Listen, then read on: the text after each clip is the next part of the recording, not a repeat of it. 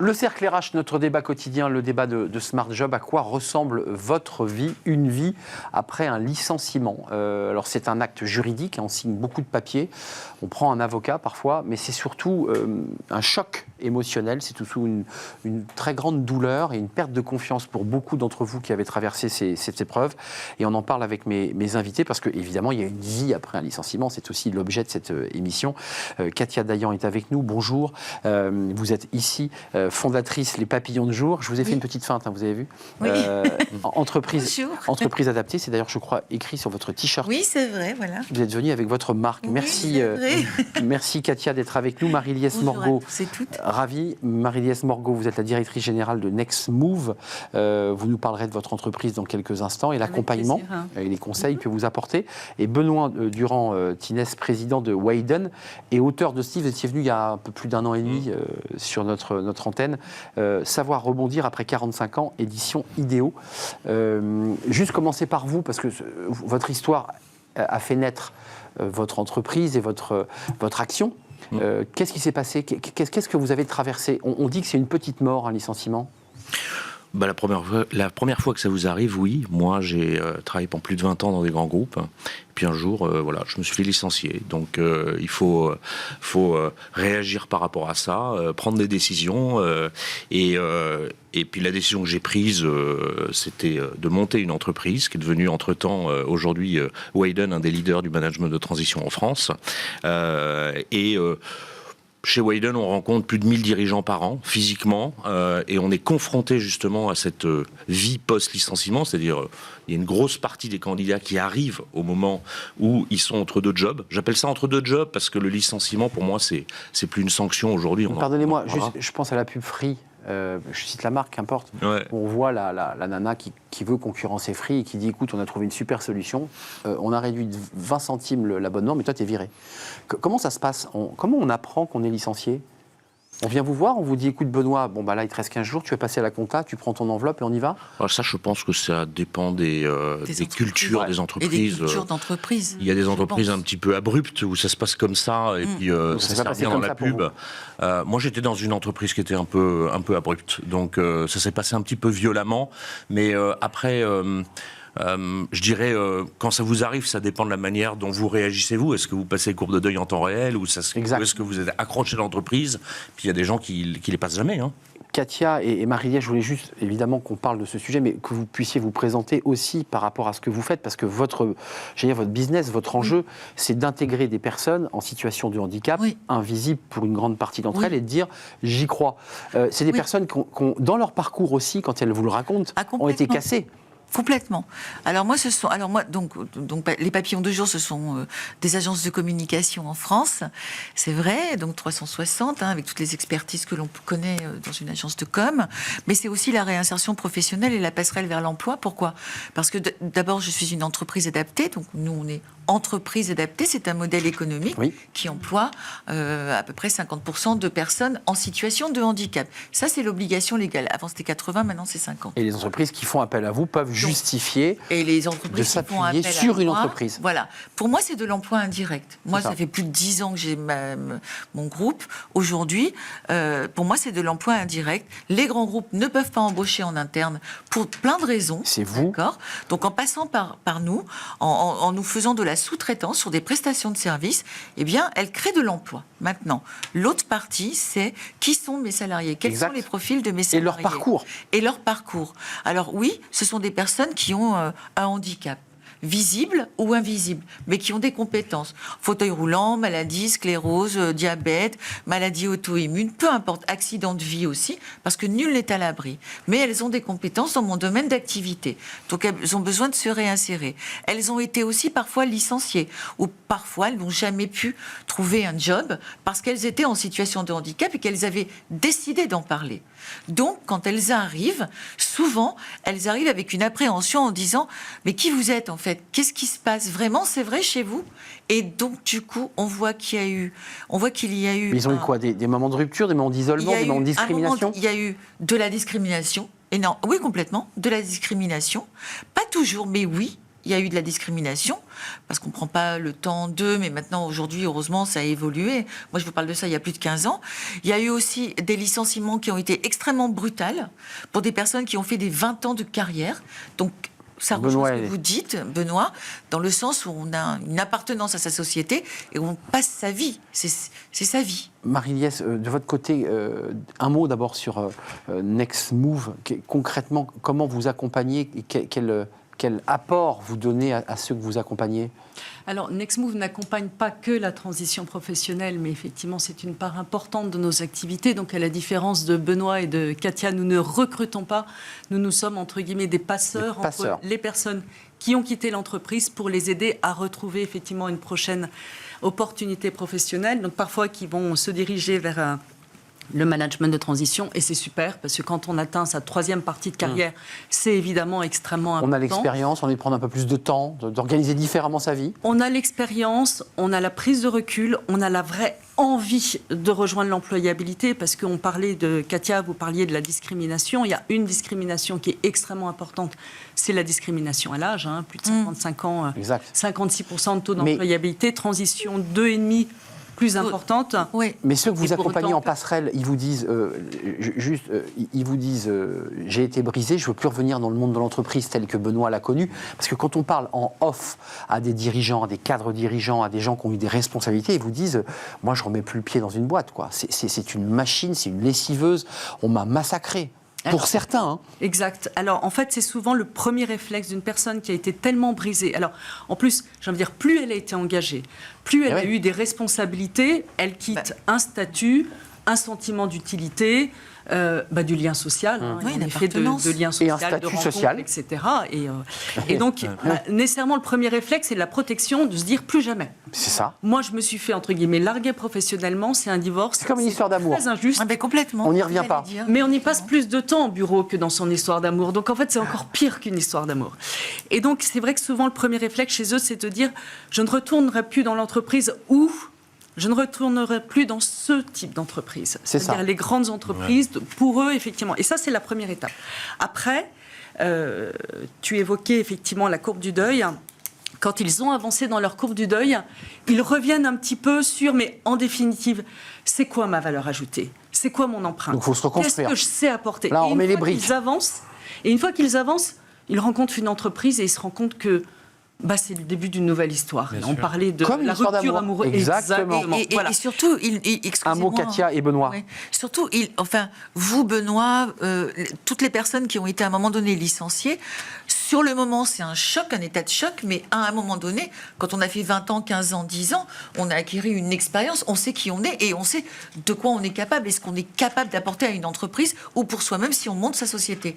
Donc, à un moment donné, c'est juste ce delta de temps en disant... Posez-vous. Nous, on accompagne et on reforme et on fait là aussi de la reconversion, etc. Mais on leur dit, attendez, non, tout va bien. Tout va bien. Parce qu'à un moment donné... C'est la confiance. Voilà, tout va bien. Vous avez été licencié, ok, soit c'est l'entreprise qui se sépare de vous. Mais vous êtes une personne avec une expertise et une expérience incommensurable. Benoît, après, a parlé de la courbe de deuil, le modèle Kubler-Ross, parce que c'est une courbe assez intéressante et sur laquelle vous vous êtes appuyé. Elle dit quoi, cette courbe de deuil ? Elle dit quand même qu'avant de retourner au combat et d'aller séduire une autre entreprise, pour faire une métaphore amoureuse, ou d'essayer d'être séduisant, il faut d'abord se reconstruire. Mais la courbe de deuil, elle est valable dans tous les moments de la vie où il y a des changements. Et donc, ça passe par des étapes qu'il décrit très, refus, colère, tristesse, etc. Résignation, refus de comprendre. Avant de reconstruire vers le positif et de regarder devant. Et la seule chose qu'on ne maîtrise pas, c'est le temps. Et ça dépend de chacun. Vous avez mis combien de temps ? Passent le temps en temps réel, et puis d'autres qui le passent jamais. Vous, ça a pris combien de temps ? Déjà... On focus sur mon aventure, mais c'était il y a 15 ans et ça a été la plus belle chose qui me soit arrivée a posteriori. C'est pour ça que vous êtes là aujourd'hui. C'est ce que Marie-Liesse disait tout à l'heure. Moi, je crois qu'il y a une équation aujourd'hui qui est encore fortement engrammée, on va dire dans les gens de plus de 45 ans, parce que ça, c'est mon écosystème. C'est compétent égale protégé. C'est fini, ça. on est compétent, mais c'est pas pour autant qu'on est protégé par l'entreprise. Bah, c'est ça. Et aujourd'hui, c'est des choses qui sont encore pas assez compris par les salariés j'aime bien dire, qui se font quitter par leur entreprise, tout simplement. Largués, et ils le prennent pour eux. Ouais. D'où ces courbes de deuil. Sentiment de culpabilité, ça c'est assez typique. Aujourd'hui, la compétence, elle dure 6 ans. Ouais. Donc il faut en permanence vivre en permanente bêta. Benoît, vous avez et tous les trois masculins qui le remportent, c'est la grammaire. Vous avez licencié, vous ou pas? Maintenant que vous êtes patron? Alors, pas chez Wayden, mais dans des vies antérieures, oui, ça m'est arrivé. J'étais un dirigeant, donc voilà. Mais ça fait partie. Pour moi, ça fait partie de l'entreprise. Le licenciement n'est pas forcément quelque chose, on va dire, sanctionnant pour voilà. C'est. Vous aussi, Katia? C'est aussi pour sauver des entreprises. Parce que vous accompagnez exactement. Vous accompagnez des personnes et vous les insérez, vous leur donnez un travail, un épanouissement. Mais vous êtes une chef d'entreprise, vous parliez d'un groupe. Tout à fait. Vous avez donc une responsabilité morale quand on a quelqu'un en face à qui on dit on va arrêter l'histoire. J'ai déjà licencié, mais je pense aussi qu'il est important de comprendre que la façon dont on va licencier, les raisons pour lesquelles on va licencier une personne, les mots qu'on prononce. Les mots qu'on prononce, l'attitude aussi, et puis on n'est pas dans le cas de figure de grands groupes qui ont été sur des licenciements abusifs ou massifs. Voilà, ou massifs. On n'est pas là-dedans. Les fameuses charrettes. Ouais. On n'est pas dans la charrette, on est plutôt dans un licenciement. Moi, j'ai licencié de par mon ancien métier dans maison de grands groupes et j'ai licencié chez moi en tant qu'entreprise adaptée. Ça m'est arrivé parce qu'à un moment donné, il y a des dossiers où, pour ne pas mettre l'autre à défaut, parce que certaines personnes atteignent un seuil de compétence. Non, c'est pas un seuil de compétence. C'est que voilà, la vie fait que peut-être qu'à un moment donné, on a été à 100% dans son entreprise. Et on l'est moins. Et puis c'est pas qu'on l'est moins, c'est que c'est la vie qui veut ça, parce qu'il y a eu le Covid, parce qu'à un moment donné, on a d'autres problématiques. Non mais je voulais avoir le champ contre champ. On parle des licenciés, mais il y a aussi quand même licenciés. Moi, ce que je veux comprendre, c'est à un moment donné, pour moi, le licenciement dans une entreprise est un échec. Se séparer d'un collaborateur qui a donné 7 ans, 8 ans, 10 ans de sa vie, pour moi, c'est dramatique. C'est quelque chose qui me met par terre, parce que ce que je prône, c'est les carrières et la pérennité d'un emploi. Et faire grandir. Et faire grandir quelqu'un. On attend Benoît beaucoup, et Marie-Liesse, je veux savoir si elle a licencié. On attend beaucoup de l'entreprise aujourd'hui. Benoît ne veut pas savoir si j'ai licencié.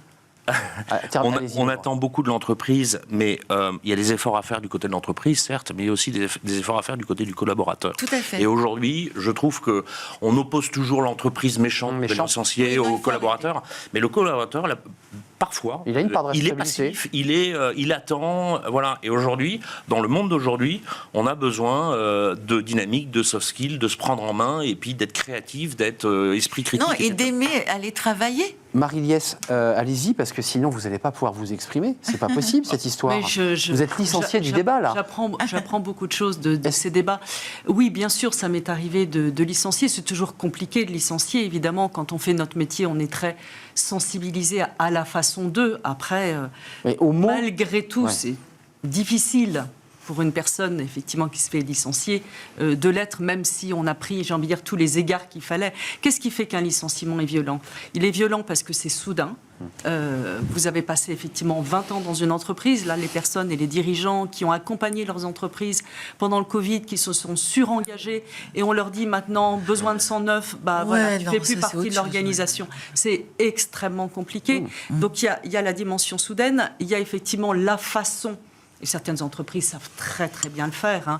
Et nous sollicitent en définitive en amont. C'est-à-dire que travailler avec NextMove sur la dimension transition professionnelle, c'est aussi pour l'entreprise une garantie de pacifier, entre guillemets, la séparation. Ils nous rencontrent, ils visitent nos locaux, ils se disent « mais ça a l'air... ça a l'air d'être une expérience qui est sympa. On a les égards pour moi, etc. » Donc déjà, ça pacifie. Et puis, j'ai envie de dire à moyen terme et à long terme, ça évite le ressentiment. Parce qu'il n'y a rien de pire pour une entreprise qui ne s'attache pas sur le off-boarding, qui fait partie de l'expérience. Très mauvais, les ambassadeurs négatifs. Très, très mauvais. Et pour eux. Très mauvais pour eux aussi. Très mauvais. Mauvais pour eux parce que l'ambassadeur va démultiplier à chaque dîner en ville et à chaque... Mais c'est ce qu'on disait. C'est terrible, un licenciement qui se passe mal. Vous le gardez à vie, ce licenciement qui se passe mal. C'est ça. Et je vous rejoins beaucoup. Et puis Benoît, voilà, pour des raisons antérieures, on se connaît voilà, de par des expériences professionnelles similaires. Oui, effectivement, aujourd'hui, les mots que l'on emploie. Mais je voudrais vraiment insister sur le fait du Covid. Le Covid a changé les mentalités et la culture. Aujourd'hui,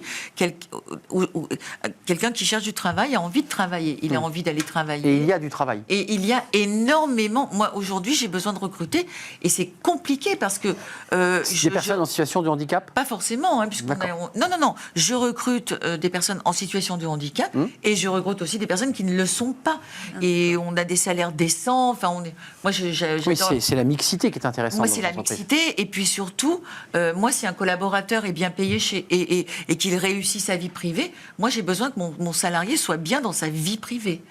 Et aujourd'hui, après le Covid, il y a un changement de culture où, que ce soit des jeunes ou des seniors, à un moment donné, eh bien, le travail, c'est devenu comme quelque chose de pas forcément fluide, pas comme quelque chose de positif. Pas une évidence, en tout cas. C'est pas une évidence. Qu'est-ce que vous en pensez, Benoît ? Pour rebondir sur ce que vous dites, je pense qu'on est, au-delà du Covid, à un changement générationnel. Vous savez, on devient dirigeant à partir de 45 ans. Donc le rapport au licenciement, excusez-moi, n'est plus tout à fait le même. Et en fait, il y a toute une période, il y a toute une catégorie de personnes de 45 ans qui sont des gens qui ont vécu comme moi, j'ai 52 ans, dans l'ancien monde, on va dire, pas digital native, etc. Je suis obligé de me transformer parce que je vois des choses qui arrivent qui sont jamais arrivées aussi vite. Et puis tous les gens qui ont moins de 45 ans digital native, ils arrivent beaucoup plus libres, beaucoup plus voilà. C'est pas des gens qu'on licencie, c'est des gens qui démissionnent. C'est exactement ce que je voulais vous dire. Ils prennent leur liberté. Et aujourd'hui, il y a cette dualité qui est encore pour quelques années où on est dans une charnière générationnelle qui est accélérée par le digital. Et voilà, à mon avis, c'est une des raisons fondamentales qui crée tout ce brouhaha. Juste avant de nous quitter, j'ai lu, Marie-Liesse, peut-être me trompais-je, mais qu'une partie de ceux qui avaient été licenciés, alors ça dépend des métiers, ça dépend des secteurs, ça dépend du niveau de qualification, mais un certain nombre d'entre eux, au-delà du management de transition, disaient tiens, je vais monter ma boîte. Parce que en fait, je veux devenir mon propre patron, ça me renvoie à ma liberté et à mes choix. C'est important, ça. Quand on accompagne un dirigeant chez Nextmove, j'ai envie de dire, il y a la dimension effectivement accueil, courbe du deuil, etc., donc, qui est la résilience. Donc on les met dans des communautés d'intérêt, des communautés de métiers, de projets, etc. Mais surtout, on leur redonne à la fois confiance, mais il leur dit mais vous êtes beaucoup plus libre que vous voulez bien l'imaginer. Et donc, évidemment, il y a différentes options. Il y a le management de transition, mais il y a aussi la capacité de créer une entreprise. Alors nous, on a un incubateur programme qui fonctionne très bien. Donc hier, on avait une présentation dans le cadre du séminaire Human and Work, et nous avons accompagné donc 45 projets d'entreprise. Et là, ça donne une énergie énorme, non seulement aux personnes qui ont l'idée, mais qui vont s'appuyer sur la communauté pour avoir des compétences, etc. Ça reconstruit. Donc, là, ça bat son plein. C'est le cas de Benoît, au final. Enfin, c'est un peu votre histoire. Ouais, vous avez votre boîte, ça y est, vous êtes libre, vous embauchez et vous licenciez même. Je crois fondamentalement que le CDI, tel qu'il est, reste quand même le mode opératoire normal aujourd'hui. Il est majoritaire, d'ailleurs. Après, je suis d'accord avec vous. C'est une volonté de liberté liée à ce que nous, quand on rencontre des managers de transition candidats qu'on va sélectionner, le point majeur qu'on pourrait, si on le résolvait, tout irait bien, c'est la perte d'existence sociale. Mais bien sûr, vous quittez évidemment. Sur les managers et les dirigeants, c'est la perte d'existence sociale. Et on veut leur faire croire que et le statut, monte ta boîte parce qu'aujourd'hui c'est bien d'être entrepreneur. Ça va être génial. Tout le monde n'est pas fait pour être entrepreneur. Et ça peut être même plus dangereux. Il ne faut pas confondre déposer un cabis aux chambres de commerce et comment on fait du chiffre d'affaires. Voilà, c'est complètement différent et tout le monde n'est pas capable de faire ça. Du modèle. Donc vous nous dites, faites-nous pas rêver, attention aux rêves, dans une boîte. Crée ta boîte, tu vas t'éclater. Il peut y avoir des dangers et un effondrement supplémentaire. C'est qu'il faut générer soi-même son business, c'est-à-dire que quelqu'un qui cherche un job et qui veut par exemple être manager de transition, le premier devoir du manager de transition, c'est de trouver sa mission. Donc, quelque part, il est en permanence en train de chercher son job. Il fait du commercial, il se vend en permanence. Et ceux qui ont bien réussi, c'est ceux qui ont créé leur réseau et qui sont capables de rebondir. Voilà. Ouais. Mais il y a du boulot. Entrepreneur d'eux-mêmes. C'est pas créer sa boîte. C'est entrepreneur de soi-même. Merci à vous trois. Benoît, Marie-Liesse, un dernier mot. Ce que tu évoques en définitive, c'est ce qu'on demande à une personne en transition. Absolument. Que ça soit un porteur de projet entrepreneurial, que ça soit une personne qui qui souhaitent aller vers le management de transition. Une forme d'autonomie de soi-même. Il y a la dimension d'autonomie, il y a la dimension de proactivité. Nous, notre signature, c'est For Leaders in Motion, c'est allez-y, soyez curieux, rencontrez effectivement des personnes, osez. Mais je pense aujourd'hui que de toute façon, c'est ce qu'on demandera à tout le monde. Moi, il y a une phrase que j'aime bien, c'est Reid Hoffman qui l'a dit. Il dit il faut vivre en l'état de permanente bêta, c'est-à-dire même le salarié dans l'entreprise. Moi, je vois des gens passifs, je vois des gens sur LinkedIn, ils ont que des contacts dans leur entreprise. Si ça leur arrive, c'est pas là qu'ils vont trouver un job. Donc en permanence, il faut avoir une petite vitesse et rencontrer du monde généreusement. Merci. C'est super. Vous êtes passionné, vous êtes passionné, c'est formidable. On dépasse un peu le temps, mais c'est pas grave. Et c'est pas grave. Vous ne serez pas licencié pour autant de ce débat. Katia Dayan, merci. Juste d'un mot, combien vous recrutez sur une émission emploi? Vous avez combien de là, j'ai 14 postes. 14 postes ouverts. 14 postes ouverts au papillon de jour. D'accord. Mais allez donc sur l'onglet papillon de jour, parce que ça vous donnera peut-être envie d'aller rejoindre cette entreprise. Voilà, on a plusieurs agences en France. Personnes en situation de handicap, entreprise adaptée, c'est un terme juridique. Oui. Benoît, combien de recrutements? Le management de transition, c'est une activité en ce moment qui explose et qui prend une vingtaine de % par an. Et c'est plutôt à nous de sélectionner les bons pour les mettre sur les bonnes missions. C'est ça. Voilà, on a le problème inverse que du recrutement actuel. Nous, la bonne nouvelle, c'est qu'on a un vivier de peu ou prou 150 personnes disponibles. Et nous, on va aller chercher chez Next Move. Voilà. Et qui ont des compétences, qui savent parler de leurs projets, qui sont extrêmement motivés. Et donc, c'est chez vous que ça se passe. Venez chez nous chercher les ressources dont vous avez besoin. Next Move, merci aux papillons de jour, les papillons de jour, merci. Et merci à Wayden. Wayden, je trouve ça assez joli au son. Merci à vous trois, merci Benoît Durand, Tinez, merci Katia Dayan, merci Marie-Liesse Morgot d'avoir partagé ce moment avec nous sur le plateau de Smart Job. On termine avec Fenêtre sur l'emploi, évidemment.